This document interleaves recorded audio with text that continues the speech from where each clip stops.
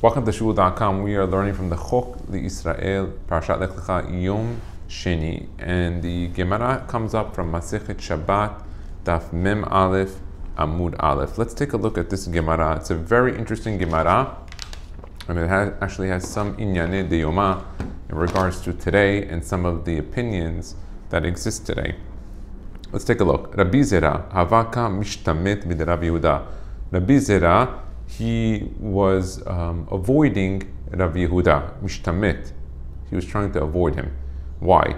Deba'e misak la'ara de Israel.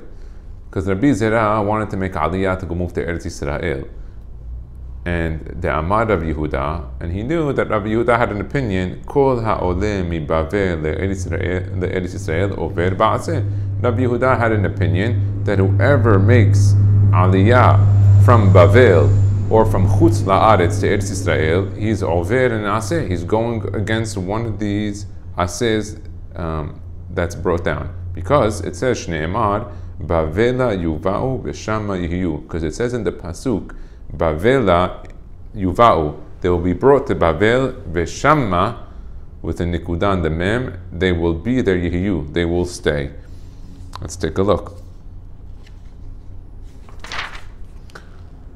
Amar, so Rabbi Zera said, Ezil ve'eshma mine milta.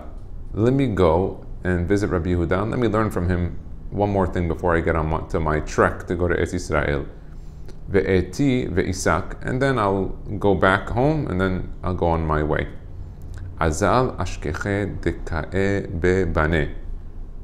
He went to go see him, ashkeche deka'e be'baneh. And he saw him in the bathhouse. He realized that he wasn't in the Beit Midrash. I guess he was in the bathhouse. And he heard Rabbi Yehudah. He saw him speaking to the other attendants there. Havi'uli neted, havi'uli masrek. And he said the words Havi'uli neted, havi'uli masrek. He said it in those actual words, which were Lashon HaKodesh. He was speaking Hebrew, Ivrit, Lashon HaKodesh in the bathhouse. And then he said, Pitchu pumaychu va'apiku havla. And then he said, open your mouth, Pitchu pumaychu va'apiku havla, and suck in, inhale the havla, the hevel, the steam of the bathhouse. V'ishtu mimayan debe baneh. And he continues in Aramit. So he switched, the beginning of the statement was Hebrew, now he's switching to Aramit. V'ishtu mimayan debe baneh. And drink from the mayad, the water, the bebaneh, of the bathhouse. Amar, so Rabbi Zera says, Ilmale lo bati ela lishmoa davar zeh dayi. He says, wow.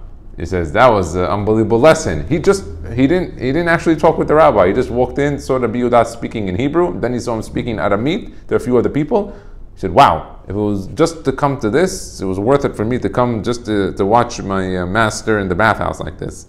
Why? Bishlama. He says, now watch this. Bishlama, haviu neter, haviu masrek kamash malan. He says, okay, the Gemara now wants to discuss this statement outwardly. What was going on here with Rabbi Yehudah? What was so intelligent? What was hearing?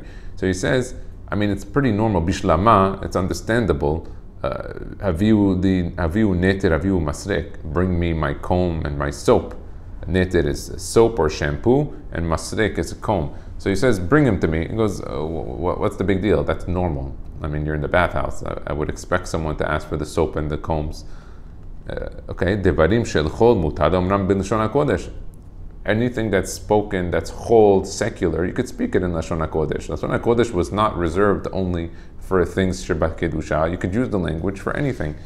Pitchu pumaychu ba'apiku havla nami kidishmoel. And he said, the statement of opening your mouth and absorb and suck in all and inhale all of the steam that's in the bathhouse, that being a good health advice. He goes, that was Shmuel's teaching. That wasn't the first time that we've heard this. Da'amar Shmuel havla mapik avla ela ishtu maya debe baneh. So Shmuel was saying, the Amar Shmuel havla mapik havla, that when heat drives out heat. The havla is mapik the havla. What does that mean? He says that when you inhale the steam of the bathhouse, it helps the body also sweat out any of the toxins in the body, to sweat out the heat from the body. Ela ishtu maya debe baneh. He goes, but what? What was the hidush of the statement? That you should drink of the water of the bathhouse, meaning the hot water of the bathhouse. What is that? My me'al yuta. What's the benefit of drinking the hot water of the bathhouse? And we're going to see in the notes soon that doesn't necessarily mean to drink from the hot water that you bath with, but that if you're taking a hot bath or a hot shower, you should drink hot water afterwards or during that time, according to what this Gemara is saying. Let's take a look further. The Tanya, we learned in a Braita, Achal velo shata achilato dam. If somebody eats food and doesn't drink with it, he's shedding his own blood. Bezohi techilat choli me'ayim. That is the beginning of intense intestinal problems and sicknesses. So what is this Gemara saying so far? That when you eat, make sure at the completion of your eating, your drinking. Let's take a look. Achal belo halach arba amot achilato markevet. If somebody ate and after eating he didn't walk at least 4 amot, 6 feet, or he took a little stroll after he ate to some extent, then the food rots inside of him. And that is the beginning of bad breath. That a person eats and he doesn't walk subsequently after eating, he causes him bad breath. Let's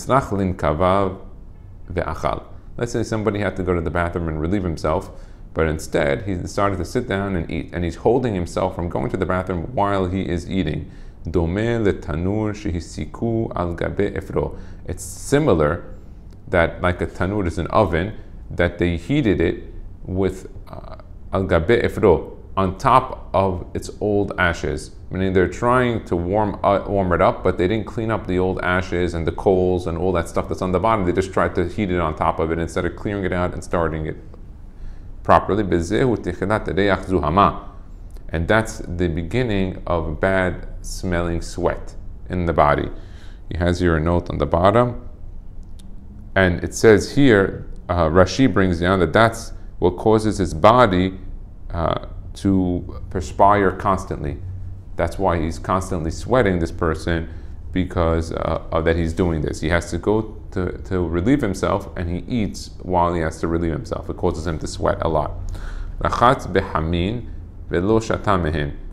He had to, he rinsed himself with hot water, but he didn't drink from the hot water. So he took a hot bath or a shower, and he didn't drink from any hot water. That it's like someone who heated an oven from the outside.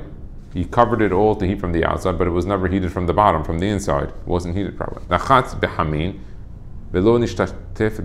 Someone who took a hot bath or a shower in hot water, but didn't rinse himself afterwards with cold water. So he ended the shower or the bath just with hot. He didn't do a cold plunge or anything like that afterwards. It's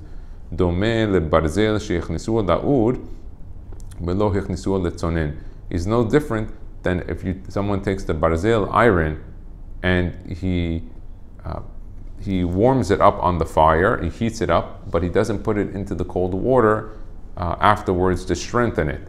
So just like you do that with iron, you have to do that with the body as well, that after you take a hot shower, you should end it on a cold shower or on cooler water.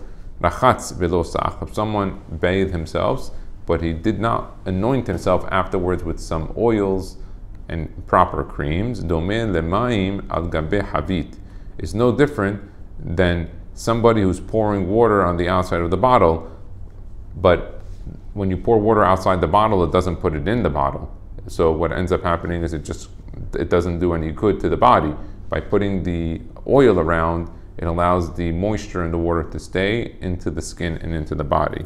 And so we see from here a few different ideas and advice on how to properly take a shower, how to properly anoint oneself, when to do it, and what causes some of the reasons.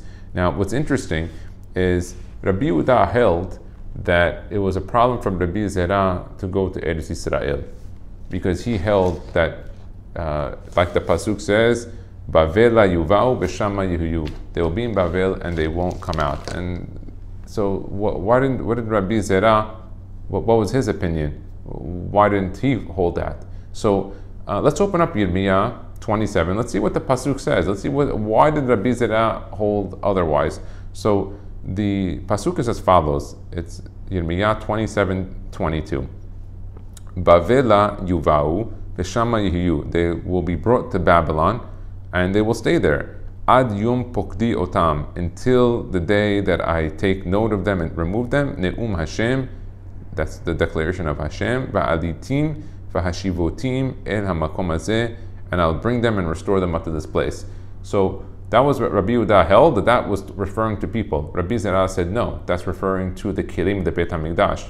And let's take a look why, and you'll probably agree with Rabbi Zera once you see this. Look at the pasuk right before. The pasuk right before is 27:21. Ki ko amar Hashem, and thus said God, Sevaot, Elohei Israel, the God of Israel, al hakelim hanotarim bet Hashem, on all of the remaining kelim and the vessels of the house of God, ubet melech Yehudah v'Yerushalayim, and those of the royal palace of Yehudah and Yerushalayim. Bavela yuval, the next pasuk, v'shama yihiyu, they will be brought to Babel and shama yihiyu, ad yom pokti otam ne'um Adonai v'halitim v'ashivotim el makom hazeh. Now you see Rabbi Zera didn't take that last pasuk out of context. Rabbi Yehudah, I guess, understood it just with that pasuk, while Rabbi Zera said no, look at the context of the entire Perek. It's talking about the kelim, and the Mefarshim seemingly agreed with that. Let's take a look at Rashi. Rashi ad yom pokti otam b'mei kodesh,